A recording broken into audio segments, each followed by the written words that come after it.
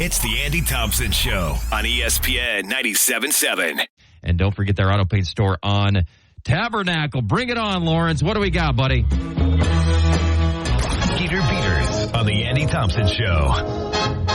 23rd against Ferrer last year. Lines that to right field into the corner. There is hit number 1,000 in the career of Aaron Judge. Another round number for the Yankee captain. Well, another baseball that will end up in his locker after the game. Hit number 1,000. Sport Hall Skeeter Beater time. We're taking the long view. Will Aaron Judge hit 63 home runs this season, pal? You okay, Sambo? Will Aaron Judge hit 63 home runs this year for the Yankees? They've got about 32 games left.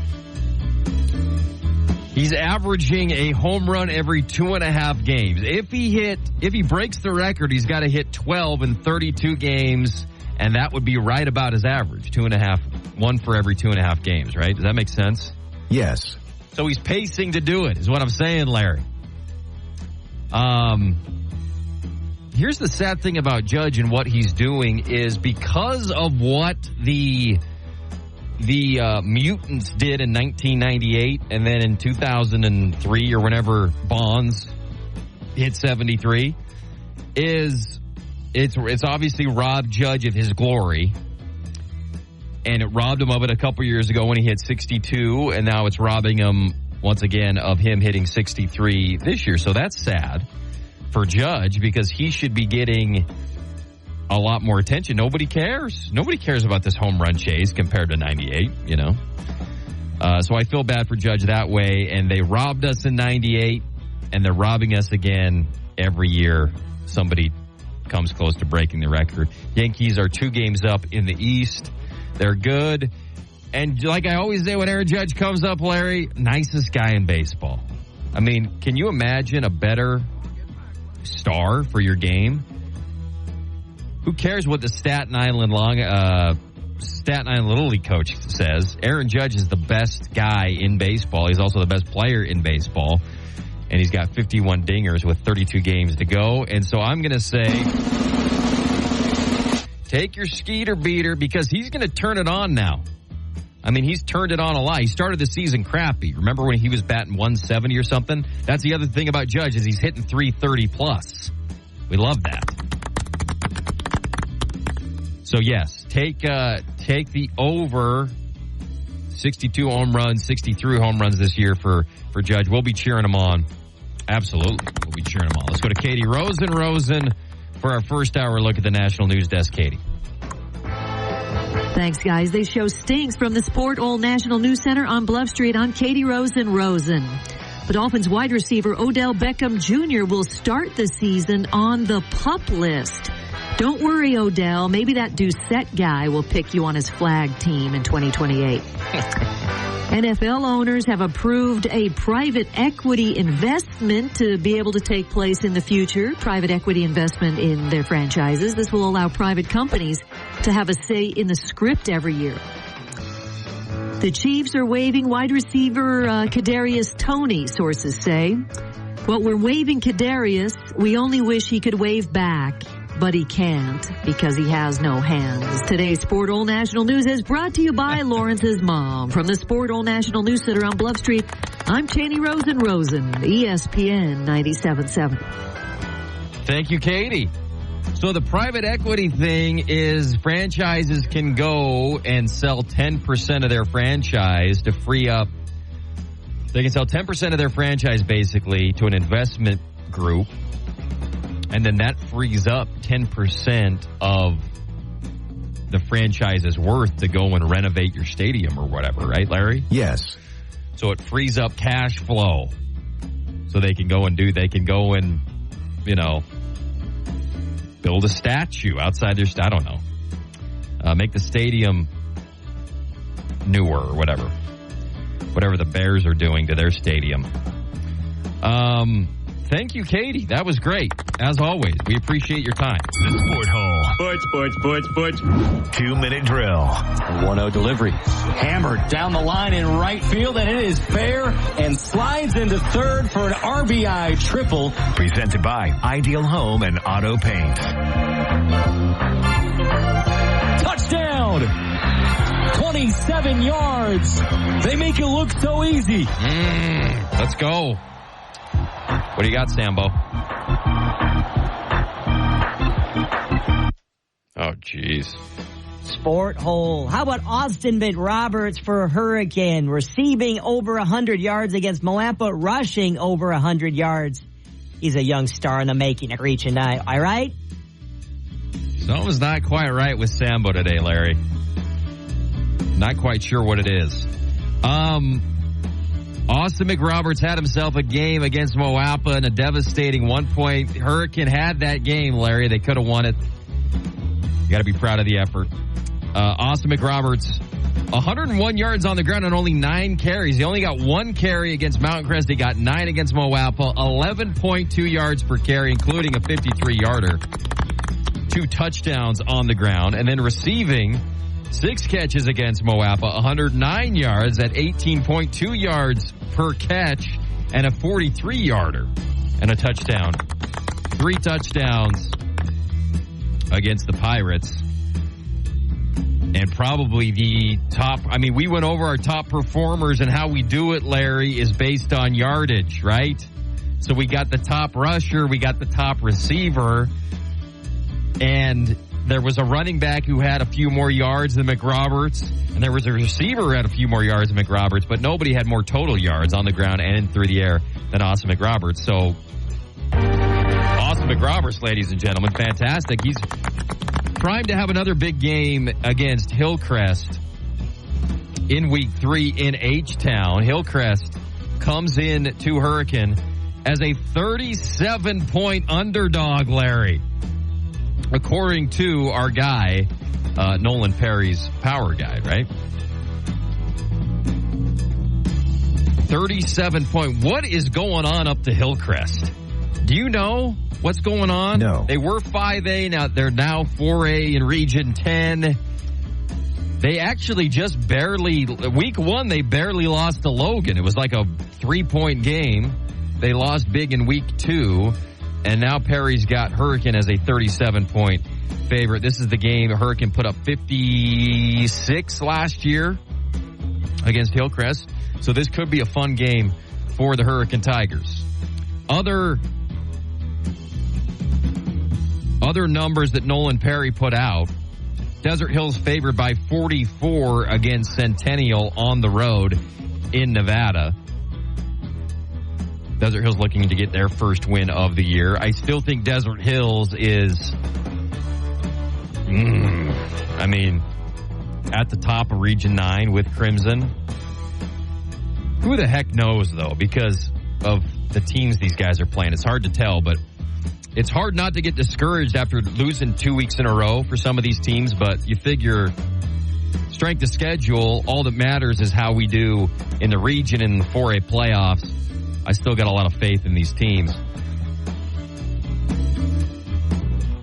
Dixie home against Park City. Park City is favored, according to Perry, by 11 points at Flyer Field on Friday night. Pineview is at Tooele. Pineview favored by 17 points on the road in that game. Cedar favored by 17 points against Canyon View in the battle for Iron County. We don't have Snow Canyon on the list by Nolan because they're playing a California school. Maybe he will put it out in the next couple days like he did Week 1. And then we've got Crimson against Springville. Springville favored by 5, and that's a good Springville team. We saw them Week 1. And going from Bingham to Springville, and then Morgan. Morgan to Bingham to Springville, that's a pretty good murderer's row for Crimson Cliffs. Morgan put it on Skyview in Week 2, right, Larry? Yes. Jeez. Is that everybody? Region 9 football Friday night. We'll have the games for you on our family of radio networks and streaming on YouTube as well. Cannot wait. Thank you, Larry. I heard Andy Reid is coming to BYU next year. I heard it from a friend's wife's boss, Essential Oil representative, who has a friend who works with Tom Homo's Grubhub delivery boy, who said he read it on the Cougar Board. All right, this segment is brought to you by Indy RV Sales, IndyRVSales.com. Do we have the Kalani audio from yesterday, Larry? Yes, we do. Okay, you can play that now. I think we're planning to do a lot of different things. We have a lot of options, and the goal is to get the win. So I'm can't tell you how that's going to go yet right now on Monday, but we know we have an opportunity. We can win with more than just one person at quarterback. We have a number of them that can play and that we can get victories with. And so that goes with all the positions. We feel really good about the depth there, and quarterback just happens to be a deep one for us as well. I was really proud with how the quarterbacks handled all the camp, and feel confident going into the season with our group of quarterbacks that we have all together, especially the top two. Wouldn't you love to have a polygraph on Kalani? And I know we're going to be able to do that next week, right, Larry? Yes. For the polygraph presser, just to be like, you just said you got a lot of depth at quarterback, and you can win with a lot of different quarterbacks this year. Let's put the lie detector on and see what that means. It's common for fans and even media to get the spring ball goggles on when it comes to especially quarterbacks, and like, wow, the defense, we're flying around out here and all that stuff, or fall camp. Oh, we're looking good, and this guy's a stud. He's making all the throws. But we know what you got, and you know what you got, and what you have is not good. And the idea that you don't have, that you went and got Bohannon and he wasn't clearly better in camp than Retzlaff, and that it's still 50-50. Now, I believe that they'll do the committee thing against SIU, but week 2 against SMU, Bohannon is going to be the starter. Even though most people I talk to were like, no, Retzlaff threw no interceptions in spring ball, and he knows the system. This is his second year, and he's flying around out there. I cannot imagine that you're going to put in a guy who you know what he can do. He went 0-4 for you last year. His QBR is like in the 40s. His completion percentage is sub 50. And maybe knowing the system a little bit better is going to help him. But you're going into a season with a quarterback situation that you've got to go back to like Mangum's last year when he was not good. Like 2017. Whatever the year was when they won like 4 games. They lost to UMass. You're going into a Big 12 year with a quarterback situation that's not even better than that. When you had Bohaj and Critchlow and those guys, this is the Big 12 now. You're going in. So when Kalani is saying, this is why we're sending Rustin up next week to do the lie detector press conference, because when coaches have to say things like that about we can win with a variety of quarterbacks, he might just be talking about SIU. But he's also said how deep the quarterback room is. And what a ridiculous thing to say this year for BYU. And that's the biggest concern for BYU fans this year. So we'll see how many snaps Bohannon gets, how many snaps Retzlaff gets against SIU. SIU, what did they do? Like, are they decent, Larry, in FCS play? Let's go live to Rustin Burnside, which is a rare treat to have him joining us in the sport hole. Rustin, how are the Salukis, buddy? It's a privilege to be here. And let me give you your Saluki Saluki summary here right now. SIU is a team that went 8-5 last year. Didn't beat a lot of the top FCS programs, but hung with them. Lost to number 4 Idaho at the time. Went to overtime against the Vandals. Only lost to number 1 South Dakota State by 7. So they competed with these guys. They're coming out number 10 in the FCS poll right now, and they're projected to do some pretty good things. And I think right now the spread is about 14.5 right now in favor of BYU. So SIU is one of those FCS schools probably right on that perimeter of potentially being tabbed as an upset against the Cougars in week 1, especially based on how well they did week 1 against Sam Houston last year. So SIU is a good FCS school and somebody that shouldn't be treated lightly. It's certainly more of a formidable challenge than, let's say, Robert Morris. I remember last year going into the Sam Houston game thinking this could be kind of an uncomfortable win for BYU. Like they're going to win, but it might be more uncomfortable than they want it to be. We're going to have some weird conversations after this. It sounds like maybe. I hope it's not. I hope they can. I mean, 14.5 point spread. Yeah. And let me tell you, AT, listening to a good old Kalani there on that clip that Larry provided. Yeah. I like when he says we have a lot of options, because you know who says we have a lot of options? People who don't have a single good option. Yeah. If you had a single good option, then you need no options. You have exactly what you want to do. The fact alone that you can go A, B, C, or D, you feel like it just provides that you have so many different routes you can take, any of them potentially successful. What it ultimately means is you don't have the option that you know will lead you to be successful. So I always love that term. We have a lot of options, because people who say that typically have no options. And I blame BYU's NIL allocation for not going and buying BYU a quarterback this year. When they got Bohannon, I was like, okay, that's good. He'll clearly be the guy. He's won in the Big 12 before. He was with a crappy team at USF, and this has clearly got to be the guy. Well, apparently it ain't that clear, which ain't good. So, I was just looking at Bohannon's statistics, even his last year at USF, where he only appeared in 7-8 games. His last 3 games of the season, he played pretty dang good, had about 6 touchdown passes, was running the ball well, looked solid against lesser opponents in the American. But the games before that, like his first actual, I'm here at USF as a starter, I'm talking 2 picks a game to no touchdowns, 1 interception to no touchdowns. So it even took him a little while to get into that USF system. Do you give him the benefit of the doubt and say, hey, maybe it's just him warming up like he had to for the Bowls, and maybe by week 5 he's into it? Or is that just saying too much? Because, I mean, he's been playing college football since, 2018? 2017? So he's like Cam, yeah. To me, I'm hoping for BYU's sake that it is Bohannon. But hey, maybe I'm being too hard on Retzlaff just based on a small sample size last year against good teams, right? Iowa State, the Oklahomas, West Virginia. It was a rough go. It felt like Retzlaff last year was just a plug-in. We have nothing else to do. We're trying to prove a point here of we're not going to be okay with mediocrity in the Big 12. We need to make changes if things aren't working. And that's well and good. I like the concept of it.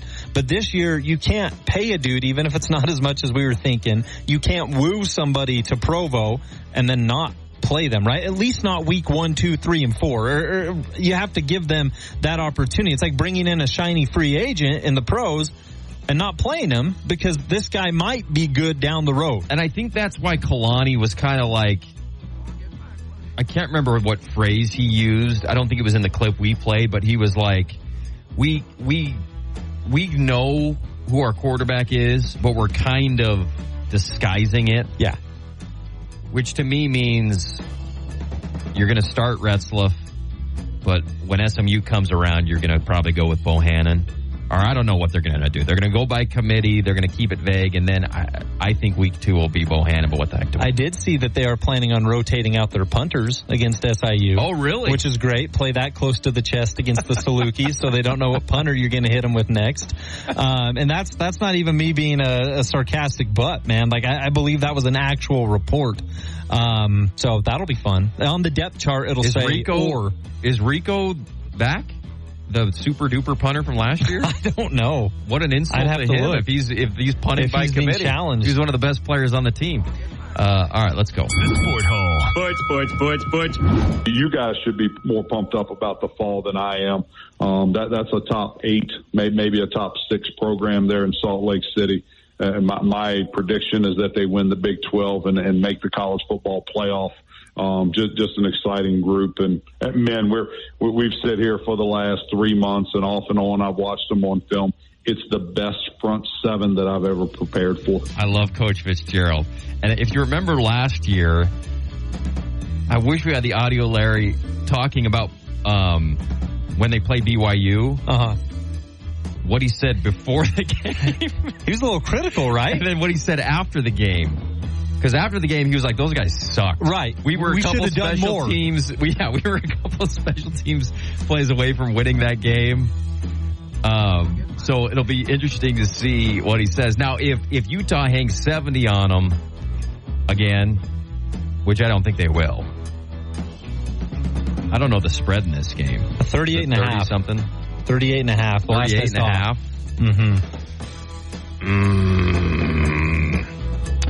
I would take SUU, baby. Let's go, Larry. Huh? Southern Utah T-Birds offensive lineup has some impressive returning players, including the top 2 rushers from a year ago, Braden Whistler, former Ute, by the way, and Targi Lamson, have shown in the running game during their respective careers with the T-Birds. Whistler gained 686 yards on the ground last season with 5 rushing touchdowns. Lamson delivered stand-up performances last season as well. Thunderbird defense returns key players in every position group. The top returning tackler, Connor Cullimore, tallied an impressive 73 takedowns last season. He was tabbed as a preseason All-UAC player and will look to continue to lead the defense this year. Up front, the T-Birds return both Rylan Sula-Filo and Peyton Payne, who are bound to have an impact with their impressive pass rush abilities. If it's 38.5, I think they can cover that number. Because I've seen Utah against FCS teams. We'd have to look because they've had Florida game 1 the last couple years. Not blow out the FCS teams. So if it's 38.5, I'm going SUU. I'm trying to think. The last time that I remember Utah playing an FCS team, was it Weber? Was it Weber that they played 3? Yeah, probably. Right around there. Ago. And yeah, it wasn't. I mean, it was obviously lopsided in favor of Utah, but it felt like in terms of a 38.5, we'd have to look that up, Larry. But I think I remember Utah and SUU playing years ago. Maybe it was 8-9, and the final score was 24-0. Utah winning. Now, obviously, that's a blowout, a shutout. Call it what you want, but that's well below the 38.5. So this Utes team is different than that Utes team, clearly. But that doesn't mean you want to put out all your resources week 1 against SUU, right? No. Here's what I would do, though. Here's a handyman. He's fixing something. And Whittingham said, look, you can't look past anybody and you got to play and stuff like that. Right. Here's what I would do. Anytime a Power 4 team plays an FCS school, and they lose every year, and that's what Whittingham said. He said there's a Power 4 team that loses every year, at least once. It happens. It just happened, with Montana State over New Mexico. Here's what I would do, though, when the spread's that big. Because Montana State was favored against New Mexico. Right. If the spread is 38.5 points, at the beginning of the game on the scoreboard, you put 38 points on the board for Montana State.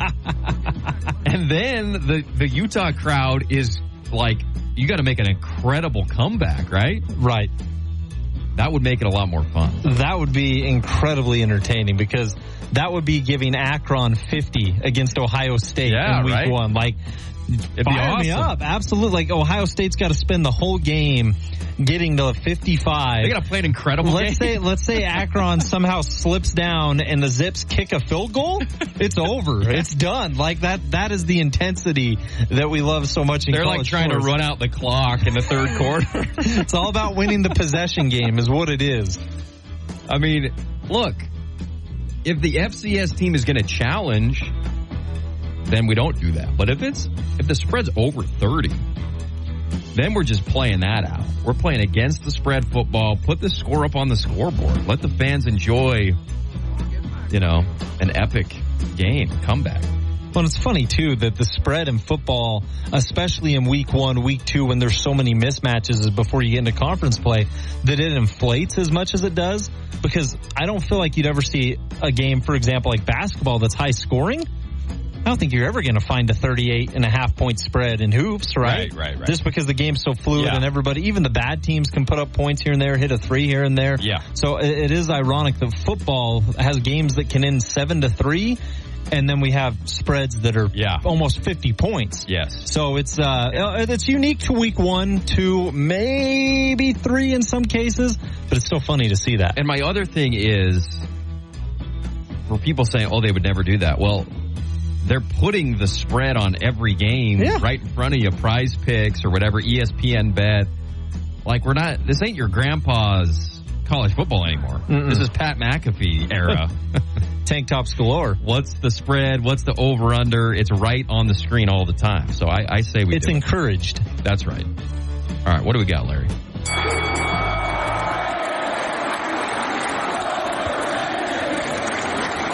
Overrated clap. Sport hole. What does Delane Fitzgerald and the SUU T-Birds need to do to cover against Utah? All right, we just did that Sport one. hole. What's the worst thing about fantasy football drafts? Oh, what a prescient question by you, Sambo. The worst thing about fantasy football drafts is the length. They take forever, right? Yeah, they can. Me and they can. Rust and Burnside were at a fantasy draft last night that revolutionized the experience, though. We were in and out in about an hour, right? Maybe hour and a half tops. Fantastic. Yeah, probably an hour and a half, yeah. It's this new dynamic to where people always assume that you have to either do the draft online, sit in your basement and be sad while you pick these fantasy football players, or that you got to show up at a party that has the board and, you know, people aren't there and they're calling in and everything's just so mixed up. The draft ends up taking 4 hours because you can't find the kicker sticker, to put up on the board. And that's an experience too, worth experiencing at least once. But now combine the two. If you want the camaraderie and the chaos and the yelling at people and the can't believe you took my pick, that's awesome. But you can also do that while doing an online draft. So you get the best of both worlds. You hang with your friends, you talk some trash, but also the draft has a 1-minute time limit period on everyone's pick. It moves quickly, it moves swiftly. You have no other choice. You get both, and it's beautiful. Your wife doesn't hate you when you get home because you were gone till 11 o'clock. It's just a nice setup. Fantastic. You can still be amongst where you can F-bomb each other after the guy takes the guy you want. You got pizza or whatever you do. Yeah. But that was the first draft I've ever done like that, in person, but also online. It's great. It's the way to go. Forever changed me, AT. It's fantastic. The Sport Hole. Sports. I mean, we want to be a physical football team. We want to be able to run the ball on offense. On defense, we've got to be physical. We got to stop the run. And we're going about it a little bit different way. I mean, we're going to use tight ends. So there's going to be more variety in the run game. We're going to utilize play action, things like that. So yeah, a little bit different style of play. You're gonna see some 1 or 2 tight end sets on the field for us this year, a good amount of the time. Sporty make whole. What's the spread in the Utah Tech Montana State game? 21.5 is what I got. Which seems small. It does. This was a 60-20 something game last year. Utah Tech enters Saturday's game versus Montana State looking for its second ever win against the Big Sky Conference opponent. Trailblazers have faced 8 current football playing members of the Big Sky and are a combined 1-14 lifetime against the league. 0-6 as a D2 and 1-8 in their short time as a D1 FCS program. Utah Tech opened the 2023 season with 3 straight games against Big Sky opponents. And after losing to Montana State and at home to eventual BCS champion Montana, the Big Sky champion, the Blazers broke through with a 50-36 road win at Northern Arizona. I remember that game. That was amazing in the dome. I don't know. I thought it was Luke McPhail who's going to be the quarterback. It might be Deacon Hill, maybe Reggie Graff. They're kind of in a BYU situation where we might see a couple of guys, right, at quarterback. I'm excited to see any Falayi, the new tight end from UMass, who's a monster, who played really well in spring ball and spring game and caught touchdowns. DeJohn Harrison, the receiver who was from Texas and played at UConn. The thing that's worrisome about Montana State is those boys can run the dang ball, buddy. Yeah, pretty well. They get in there, two backs, tight ends, blow up your linebackers. Utah Tech gave up 224 yards on the ground last year. And Montana, we just saw them work over the Lobos running the ball. And Tommy Mellott, experienced quarterback who can run it a little bit, who's kind of a gamer, can throw it. So it's going to be a huge challenge for Utah Tech. But how about, a 21.5-point spread? That ain't bad. No, not at all. I mean, ultimately, I think you look at that and you say, well, that's a titch over basically 3 scores is what we're looking at here. But in all seriousness, this is big time for Utah Tech, and I'm excited for them because Montana State, always one of the top 5 teams in the FCS, it seems. That's the case again this season in particular. You talk about the road win in Albuquerque. The thing is, there were eyes on Montana State last week, and I'm not just talking your casual FCS fans who just follow FCS football. Like, there were people who are craving college football. There were Bama fans watching this game, right? There were Oklahoma State fans watching this game. Like, there were people who were just starved for college football content that watched Montana State and New Mexico on FS1 or whatever it was on. That means you got a team with a little bit of not only talent, but a little bit of prestige coming in, right, in the Bobcats. Montana State is going to be more of a household name this year than they typically are for casual football fans because we got to see them in week 0 and because we got to see them beat New Mexico, and that was a big storyline. And so I love that Utah Tech has a chance when someone's scrolling through their casual app, looking on wherever they get their scores, and they recognize Montana State right next to him is Utah Tech. It's an opportunity to make some noise, an opportunity to compete and show that this team is up and on the rise, and in a new era that the Trailblazers are going to be a new and unique squad that can present a challenge. And I love that they get the Big Sky games that they get, because the Big Sky is one of the best conferences in the whole gosh dang FCS. Them and the Missouri Valley Conference or whatever it's called that the Dakotas play in. So I love the Big Sky familiarity, the camaraderie there, and it's a good chance for Utah Tech to make some noise regardless of who steps out on that field. And I know they're fired up for it. And if they can with their because Utah Tech, like we just played the audio of Coach Lance Anderson talking about, 2 tight ends, 2 backs, or 1 back or whatever, they can come out and just run it a little bit and have some possessions, They're going to cover,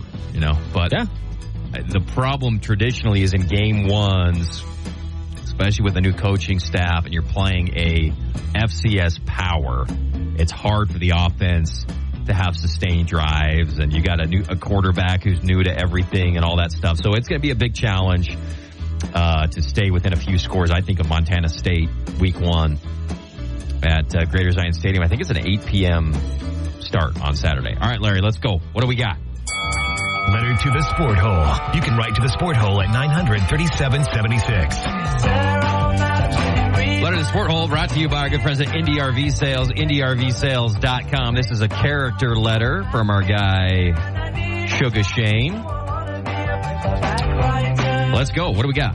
Dear Sport Hole, in regard to the Deion Sanders media debacle, I stand with journalists' ability to ask whatever they want. I also think Prime looks bad for not taking the question from the reporter. But Keeler, who's the reporter, if he wants to be a reporter with access to a specific coach, he should keep in mind that sensationalized reporting and name-calling will likely cause him to lose access to the coach.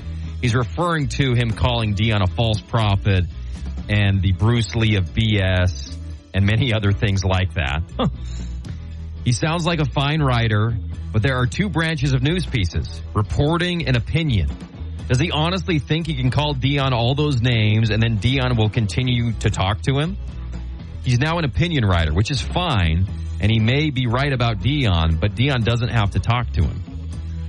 I think that's a great point, that a nuance to the argument that I haven't brought up, which is you've got opinion writers and you've got kind of straight beat reporters, right, who don't add so much color to they're just there to report. Whereas a columnist, those are the guys who are calling him, names and stuff, more colorful language. So I think that's a really good point. I just think for Deion, a reporter's job is to represent the fans. Like Bernsey, you want, as a Jazz fan, you want Andy Larson or whoever you follow, Tony Jones, yeah. After a tough loss with some coaching mistakes, let's say, down the stretch in a close game for the Jazz, you want them to represent, you have questions you want answered, right? You want the reporter, that's your mouthpiece, to ask those hard questions that the coach isn't going to want to answer, right? And a reporter who's willing to do that puts themselves in jeopardy sometimes because the coach doesn't want to answer those questions. And the coach is in charge of allowing access to these reporters. So a lot of the times, this is what I was saying yesterday, the questions that preceded Keeler were questions that were cupcake questions. They were asking Deion what his plans were for his birthday coming up and did he think everybody should have Aflac insurance, you know? So those are reporters that want to be buddies with Deion and want to have access. Deion's not going to say no to those guys because they make his life easy. So I'm against silencing the tough reporters. And that's what Deion did to Keeler at the Denver Post. And he also did it to a CBS reporter a couple weeks ago because CBS National did reports about Shiloh going bankrupt. And then a guy from CBS Local in Denver had nothing to do with it, and he said, no, I don't want to talk to CBS. I'm against that. You've got to answer tough questions. I think it's a horrible look for Deion. But I agree with Sugar Shane's point about Keeler. You're calling him all these names, and then you're going to go ask him questions like, you've got to have a realistic expectation of what's going to be required to keep your access, and talking about your subject matter and calling him a false prophet or a clown or whatever. Obviously, somebody like Deion isn't going to put up with that. So Keeler's not blameless in this whole thing. Believe it or not, there are ways to question what people are doing or to disagree with what they're doing without straight up name calling, right? Or accusing or clowning or trying to paint them in a bad light. I mean, that's the work cycle as a whole, right? We have people's bosses have a right to come ask them why are they not doing their job as effectively as they should, or even coworkers. And in this case, journalists have a right to come in and ask why is it not being as effective as it should be, especially if they're going to sit there in the preseason and say these are our expectations, and then you say these were your expectations, you haven't met them yet, why? Those are valid questions. Those are okay. Name calling and the like, that goes a little far. And we've seen the whole situation with when athletes are picked on in particular. That's a different ball of wax, right? That's the whole Gundy, I'm a man situation. You can ask me. And that should be the mindset ultimately, though, is like, you can ask me, I'll take responsibility for what's going on. Don't bring players into it. Don't bring whatever into it, especially, kids for the most part. That's totally fine. But the coach should have some level of responsibility in terms of what they say and what they uphold. Like, if they miss out on something that they talk about, bring it back up. That's totally fine, because so many things in sports media just fall off the end of a cliff. We forget about it. Like in the preseason, they say it's our goal to make a bowl game. And when they don't make a bowl game, no one asks. You should. That's good content, but you can do it without seeming like a total butt. Yeah. Totally possible. I think that's a great point. All right, Larry, we're going to wrap it up, buddy. What do we got? Good to have Bernsey in the house for the sport hole, right? Yes. Fantastic. I hope I haven't intruded, man. Oh, it's beautiful. What do you got, Larry? A no-hitter. If you have a sombrero, throw it to the sky. This day in sports. Well, if you look at the numbers and you don't look at the fact that I lost in the amateurs, that I ended up winning the U.S. Junior in that year. Okay, so to qualify for the amateur, I had to either do the 36-hole qualifier or I had to win the junior. Well, I qualified for the amateur by winning the juniors, and if you look at it through this, just only that lens alone, that's 36 straight matches I won. That is something I'm very proud of. Tiger Woods, this day, 1995, he won the 95th U.S. Golf Amateur Championship. He won it in 94, too, 95 and 96, and he won the junior 3 years in a row before that. What did he say? 36 consecutive, something unbelievable. LT Gray, everybody. August 27th, 1995, won his second U.S. Golf Amateur Championship. Quick break.